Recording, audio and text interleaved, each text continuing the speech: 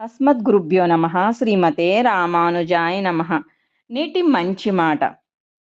మన దౌర్భాగ్య పరిస్థితి ఏమిటంటే, హిందూ సోదరీమణుల నవనీత పరాకాష్ఠకు వెళ్ళి మంగళసూత్రాన్ని త్యజించడం లేదా పక్కన పెట్టడం పరిపాటిగా మారింది. క్షీరసాగర మదన సందర్భంలో మాంగళ్య వివరణ చెబుతూ, మృంగెడివాడు విభుండని భృంగెడిదియు గరళమనియు మేలని ప్రజకున్ మృంగుమనే సర్వమంగళ మంగళసూత్రంబు నెంతమది నమ్మినదో అన్నారు. పరమశివుడు భయంకరమైన హాలాహలాన్ని త్రాగి కూడా చిరంజీవిగా ఉన్నాడంటే అది ఆయన గొప్ప కాదట. అమ్మ పార్వతీదేవి కంటాన ఉన్న మాంగళ్యాభరణం గొప్పదట.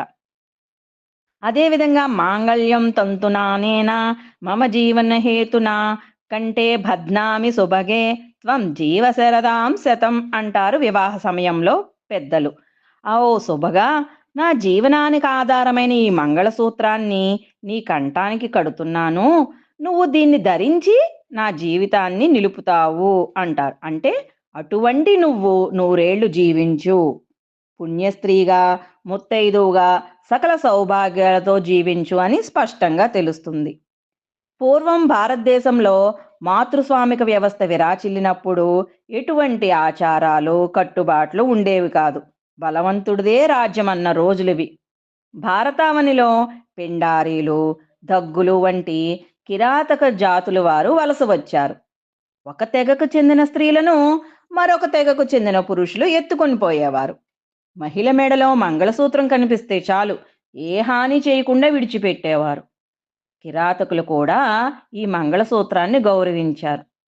అలా కోట్లాది మగువుల మాన ప్రాణాలను కాపాడింది ఈ మంగళసూత్రం. అందుకే అప్పటి నుండి ఆడపిల్ల పుడితే బాల్యంలోనే పెళ్లి చేసి మాంగళ్యం వేసేవారు. మంగళసూత్రంలో ముత్యం పగడం ధరింపు చేసే సాంప్రదాయం మనది. ఎందుకంటే ముత్యం చంద్రగ్రహానికి ప్రతీక. చంద్రుడు దేహ సౌఖ్యం, సౌందర్యం, మనశ్శాంతి, ఆనందాలకు, అన్యోన్య దాంపత్యాకులకు కారకుడు. పగడం కుజగ్రహానికి ప్రతీక. ఈ కుజగ్రహ దోషం వలన అతి కోపం, కలహాలు, మూర్ఖత్వం, సామర్థ్యం, రోగము, రుణపీడలు ఇవన్నీ కలుగుతాయి.